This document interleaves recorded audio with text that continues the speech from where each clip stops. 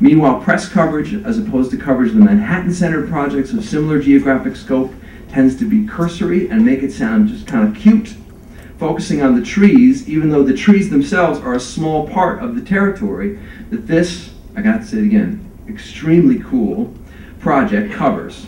Christo and his legions of workers worked with land or buildings, as indicates. He worked with Central Park itself and manipulated it.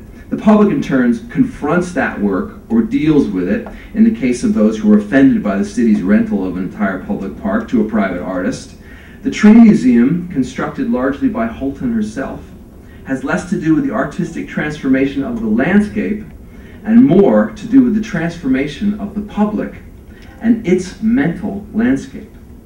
Also, and this is the last part of the plaque here, last 4 sentences, also, as opposed to other public work projects that have covered similarly vast swatches of New York public space in recent years, Holton's Tree Museum does not seem to have irked merchants or caused a public art backlash in the way that so many of the Bloomberg-era large-scale public art projects have done. The Tree Museum has less of what it might be called an outcry footprint. Do you like that? Outcry footprint?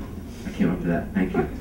During last year's installation of Olar Eliasson's waterfalls, one of the 4 water pumping machines, you guys probably know about this, that pumped the 35,000 gallons a minute last summer to make these 4 giant scaffold-like waterfalls. One of them inadvertently sprinkled, the brackish harbor water onto the grounds of the River Cafe, a local restaurant, killing the cafe's trees. That was the bad news. The good news is the city estimated the waterfalls generated $89 million for hot dog sales to PS1 tickets in Queens, everything, which showed the PS1 that had a retrospective of very great artists' work. Tree Museum, though, the Tree Museum is invisible in comparison, and it will certainly not generate $89 million. You might even not notice the Tree Museum if you missed the 3 or 4 explanatory signs, if you didn't look down to see the small sidewalk plaques, and there aren't that many. It works quietly and accomplishes something invisible, a unification of these ideas of nature and city that seems to be out of reach of a lot of public art covering similar territory. Okay, so now what? We're almost done with the tour, okay? I could say so much about this, but first I'm just going to say what it is. And the people who know have already been there, I apologize. But it's not what you think of when you think of a museum. When you get up there, you get the Grand Concourse, which is about 5 miles long, 4.5 miles long. And you pick up a map at the Bronx Museum, or you see a plaque. There's one plaque in the park right near Yankee Stadium at the Grand Concourse. And you see that trees have been denoted in the 5-mile stretch. 100 trees to mark the 100th anniversary of the Grand Concourse. And each tree has a number. The number is not necessarily on the tree. In fact, mostly they're not on the trees. And you find the number on the map. That sounds kind of, I don't know, crazy, complicated, whatever. But you go up to a tree, you recognize its number, and then you call the tree. You're saying, how do you call the tree? You call it on your cell phone. You call the tree on your cell phone, and the tree doesn't answer, but someone answers for the tree. Because as it worked out, Katie Holton, this artist, walked up and down the concourse with a forester, picking out 100 trees, and then spending, I think, most of the, I guess it was the winter of a year, it would have been a year ago, putting a group or an individual, or in some cases a sound, with each tree. Now,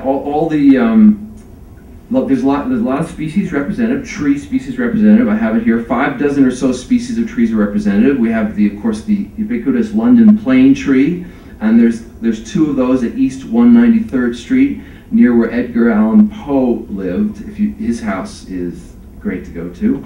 And there's the less ubiquitous Kentucky coffee tree. I picked that out as a more rare representative on the Grand Concourse. And I also picked it out because Edward Sibley Barnard, in that great book, New York City Trees, anybody have that? Describes that tree, the Kentucky coffee tree, as, quote, a loner and a bit of an oddball.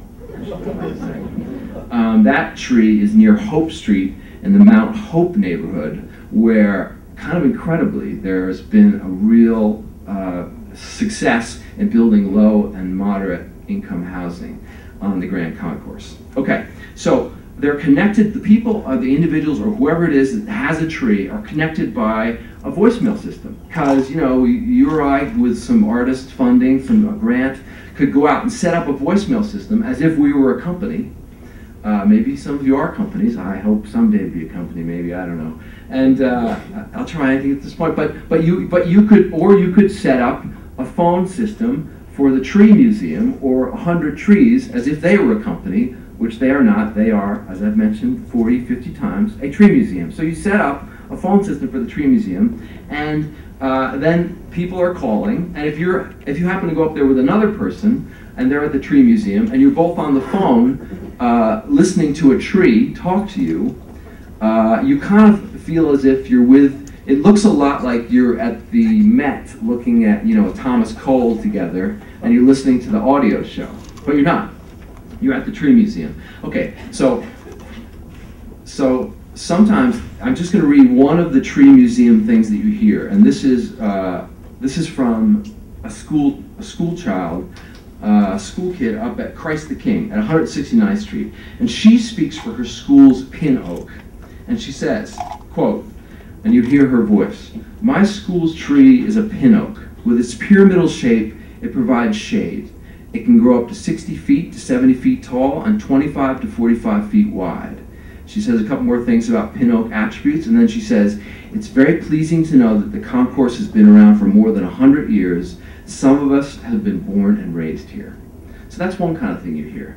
And then you also hear Bertie Williams talk about Yankee Stadium and his own guitar playing career, and he plays a little guitar. And then you hear a woman talk about, you hear a young kid, Tree 94, I got him, talking about how much he hates the Yankees. And then you hear another woman down at, I think she was Tree 34, and she talked about protesting the new Yankee Stadium being built on the old park, and how they took that out and how they didn't listen to them in the neighborhood when they didn't want their park destroyed. And you know, everybody probably has been reading in the Daily News and the Times, and there's another paper, I can't remember what it is, in the city, and about how the Yankee Stadium's kind of crumbling now because there was an indicted firm that poured the concrete and was inspected by another indicted firm. I don't know. But these people are talking about their parks and the trees and where they went and how they're gone. And you hear Jazzy J, who many of you will know as the pioneering hip-hop artist who lived in the concourse in the 80s, who actually came from a Gullah-speaking family off the coast of Carolina, which you learn this at the Tree Museum. And you hear from Harry Bubbins, who's got this great plan called No Child Left Inside. And he speaks for Brook Park, which is real near the concourse.